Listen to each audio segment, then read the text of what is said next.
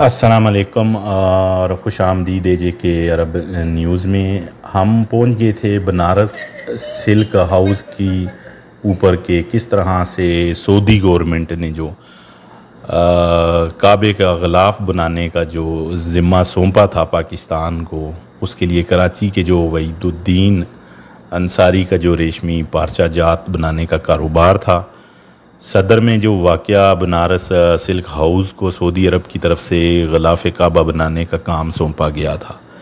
اگست 1962 میں ایک سعودی وفد نے پاکستان کا دورہ کر کے غلاف کعبہ کی جو تیاری کے امکانات کا جائزہ لیا اور پورے ملک میں ریشمی پارچہ جات کے کارخانوں کے دورے کے بعد اس کام کے لیے اس نے جو ہے بنارس سلک ہاؤس کو ہی منتخب کیا گیا۔ ابتدائی طور پر جو قصبہ جو ہے اس کی بناوٹ، معیار اور مٹیریل کی نوعیت کو جانچنے کے لیے آزمائشی طور پر ایک ٹکڑا تیار کر کے سعودی عرب بھیجا گیا، جو شاہ سعود کو پسند آ گیا۔ کراچی میں مقیم جو ڈاکٹر رضوان اللہ انصاری جو ہے غلاف کعبہ کو تیار کرنے کے لیے وحید الدین انصاری کے بیٹے ہیں، انہوں نے اردو نیوز کو بتایا کہ 34 کے قریب کاریگروں نے ان کے والد کی زیر نگرانی میں 3 ماہ تک دن رات محنت کر کے اس مقدس کام کو سر انجام دیا۔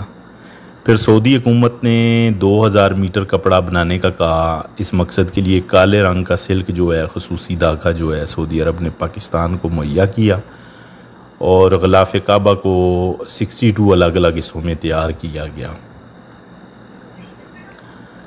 ڈاکٹر رضوان کے مطابق بنارس سلک ہاؤس میں غلاف کعبہ کی تیاری کے دوران کام کا معائنہ کرنے کے لیے صدر ایوب نے بھی دورہ کیا اس دور میں۔ اس کے علاوہ جو ہے بنارس سلک ہاؤس نے سنگ بنیاد رکھا اور اس دور کے اسپیکر قومی اسمبلی مولوی تمیز الدین نے رکھا تھا۔ پہلے یہ شاعر قدیم علاقہ جو ہے بولٹن مارکیٹ میں قائم تھا، 1960 میں یہ صدر میں منتقل کیا گیا۔